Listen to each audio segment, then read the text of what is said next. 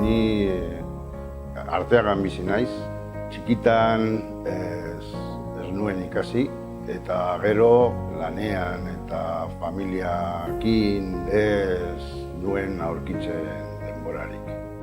Ni Bilbokoa izan arren, Gernikan bizi naiz. Ni 2 ume dauzkat eta haiek ikastolara joaten dira. Eta haiek laguntza emateko euskara behar dut. Ni Gernikarra naiz, hemen jaio nintzen, hemen bizitzen naiz, eta betidanik hemen euskara erabili dugu, eta hori erakutsi diet nire seme-alabei ere. Maite naiz, Valladolidekoa naiz. Etortzen naizenean Gernikara edo Forura konturatu naiz, euskaraz hitz egin behar dudala. Horregatik, iaz euskaraz ikasten hasi nintzen. Eta hasieran, zaila zen. Baina, orain euskararekin oso gustora nago. Ni Herrigoitin jaioa naiz, euskaldun zarran naiz, baina hasi naiz ikasten ere beste arrazoi bada, idazten eta irakurtzen eta ez gabiltzala ondo.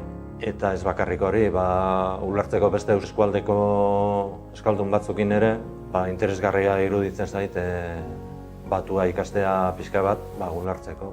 Ni Angolakoa naiz, baina Brasilen bizi nintzen, eta Euskal Herria etorri nintzen maitasunagatik, eta euskara ikasten naiz hitz egiten nire auzokoekin.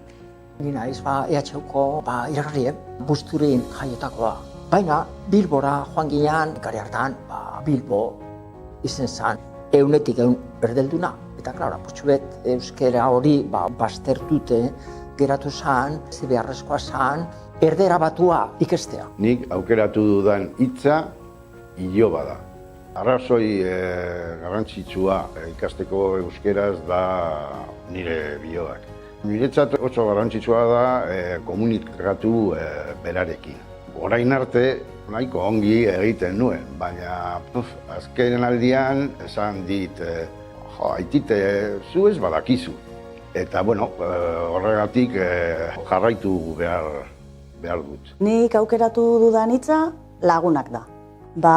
Etxean ondino ez dugu euskeraz hitz egiten, baina gehienetan lagunekin egoten naizenean euskeraz hitz egiten du. Eta horregatik egunero behar dugu euskeraz hitz egitea, eta horregatik hasi nintzen.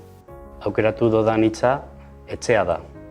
Bultzatu dit euskaltegira itzultzea, ikusi nuela nire seme-alabek ekartzen zuten ariketak eta ikastolatik etxera, ez nintzela lehengo moduen gai, horretan laguntzeko, eta aukeratu nuen euskaltegira itzultzea, igual gramatika eta hobetzeko, eta horrekin batera nire seme-alabei lagundu. Nik aukeratu dudan hitza bihotza da. Etorri nintzen bizitzera Forura Amodioagatik.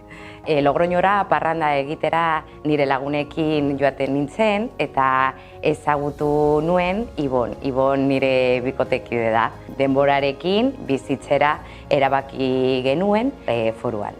Eta, hemen nago.